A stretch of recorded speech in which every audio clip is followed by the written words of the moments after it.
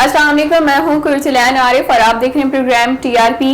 नाज़रीन, हमारे पास एक खबर है, वो ये कि बजट की मंजूरी के बाद मिफ्ता इस्माइल को घर का रास्ता दिखा दिया जाएगा। मिफ्ता इस्माइल को काफ़ी लोग सपोर्ट भी करते हैं और काफ़ी लोग उनको डिसलाइक भी करते हैं। अब देखना ये है कि उनको कौन लोग जो है निकालने वाले हैं, किसकी वजह से वो निकाले जाएंगे और जब निकलेंगे तो उनकी जगह कौन आएगा, कौन उनका रिप्लेसमेंट बनेगा। आज प्रोग्राम में इसी हवाले से बात करेंगे। हमारे साथ मौजूद हैं शबीर हुसैन, प्रोग्राम में वेलकम करेंगे। अस्सलाम वालेकुम। वालेकुम अस्सलाम। शबीर साहब, ये बताइएगा कि अगर मिफ्ता इस्माइल निकलते हैं तो फिर उनकी जगह कौन आएगा और क्यों निकाला जा रहा है उनको? देखिए, मिफ्ता साहब जो हैं, ये बात समझें कि नून लीग में मईशत को लेकर के दो ग्रुप्स हैं। एक ग्रुप है जो कि नवाज शरीफ साहब और मरियम नवाज साहिबा का है और वो फेवर करते हैं इसाक डार साहब को एज अ फाइनेंस मिनिस्टर, और इसी तरह मिफ्ता इस्माइल साहब जो हैं वो चहीते हैं शहबाज शरीफ साहब एंड कंपनी के। शहबाज शरीफ साहब बिजनेस की अक्यूमेन को बहुत ज़्यादा माइन्यूटली मैनेज करने वाले आदमी हैं, एडमिनिस्ट्रेटिवली मैनेज करने वाले आदमी हैं। तो वो समझते हैं कि मिफ्ता साहब जो हैं, जो कि कराचीआइट हैं और कराची बिजनेस हब है, तो वो उनका ये ख्याल था कि मिफ्ता साहब जो हैं कराची के कारोबारी हजरात को मिलाकर, और वैसे भी पीएचडी हैं वॉटन से और काफ़ी एक ज़माने में आईएमएफ में भी काम कर चुके हैं, तो एक तासुर आम था कि वो कुछ डिलीवर कर जाएंगे। लेकिन अब लगता है कि वो मामला जो है वो खटाई में पड़ गया है और थोड़ा बैक फुट पे जाना पड़ेगा शहबाज शरीफ साहब को, और मियाँ साहब और मरियम नवाज साहिबा की चलेगी और मिफ्ता इस्माइल साहब को घर का रास्ता दिखाया जाएगा और इसाक डार साहब को शायद लाया जाएगा।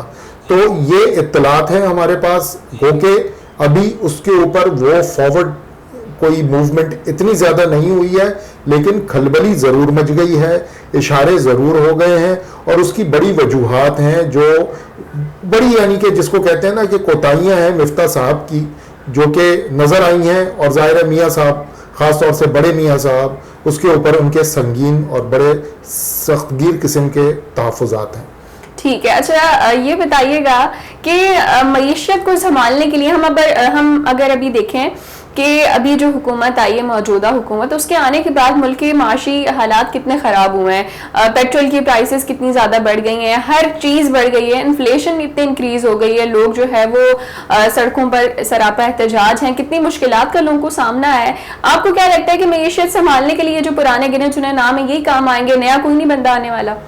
देखिए, नून लीग के पास ऑप्शंस क्या हैं? नून लीग के पास ऑप्शंस हैं घूम फिर करके या इसाक डार साहब या एहसन इकबाल साहब या शाहिद खाकान अब्बासी साहब या फिर मिफ्ता इस्माइल साहब या मोहम्मद जुबैर साहब या मुसद्दिक मलिक साहब। ऑप्शंस बेतहाशा हैं, लेकिन वही पुराने चेहरे हैं जो न किसी सूरत के अंदर हर मर्तबा सामने आते रहते हैं और हर किसी के अपने अपने वेस्टेड इंटरेस्ट हैं।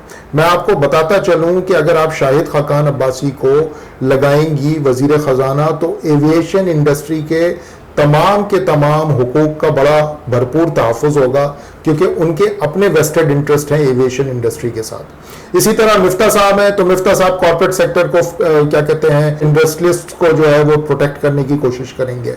इसी तरह आप मोहम्मद जुबैर साहब को लगाएंगी तो कॉर्पोरेट सेक्टर के ऊपर जो है वो किसी भी सूरत में बुरा वक्त नहीं आने देंगे। यही मामला मुसद्दिक मलिक साहब का है। तो बेसिकली हर किसी के वेस्टेड इंटरेस्ट होते हैं और जाहिर है कि शरीफ एम्पायर है, शहबाज शरीफ, मियाँ नवाज शरीफ, इनके अपने इंटरेस्ट हैं। अब उनके साथ जरदारी साहब भी हैं। जरदारी साहब शुगर मिल के मालिकान में से शुमार होते हैं, सिंध की सबसे ज़्यादा शुगर मिल्स उनके पास हैं, तो उनके अपने इंटरेस्ट हैं। तो ये वेस्टेड इंटरेस्ट के ऊपर जब मामला चलेगा तो कोई फेयर फाइनेंस मिनिस्टर और कोई ऐसा फाइनेंस मिनिस्टर जिसके अपने कोई मामलात ना हो और जो किसी और की डोरी हिलाने से ना चलता हो, वो फिर जो है उसका आना बड़ा मुश्किल है। तो यही वाला मामला है नून लीग के साथ भी और इस वक्त की इत्तेहादी जमातों के साथ भी। जहां तक दूसरी बात है कि मिफ्ता इस्माइल साहब जो हैं वो लैग क्या किए, उनके साथ कमजोरियां क्या रही जिसकी वजह से उनको भेजा जा रहा है घर। देखें, मिफ्ता साहब से बड़ी फाश गलतियां हुई हैं।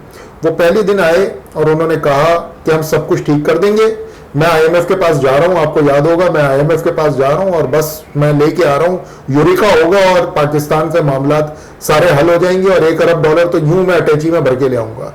वापस वो आए तो पता चला कि नहीं जी अभी तो बहुत कुछ करना बाकी है, वो अटैची खाली आ गई है।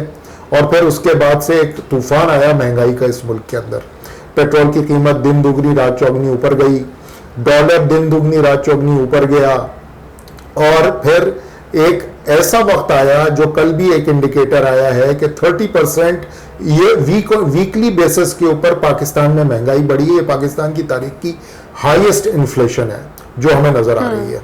फिर इन्होंने कल सुपर टैक्स भी लगा दिया। तो बेसिकली उनसे बड़ी फाश गलतियां हुई हैं। देखें, मईशत और नून लीग की माशी पॉलिसी ना मीडिया मैनेजमेंट भी चलती है। नून लीग सिर्फ मीडिया मैनेजमेंट करती है। उनको ये नहीं पता होता कि हो क्या रहा है। उनको बिल्कुल परवाह नहीं है कि महंगाई कितनी हो रही है। वो कभी भी नहीं रही उनको ये परवाह, किसी भी हुक्मरान को भी नहीं रहती। लेकिन नून लीग की खासियत ये थी कि नून लीग मीडिया मैनेजमेंट बहुत अच्छी करती थी।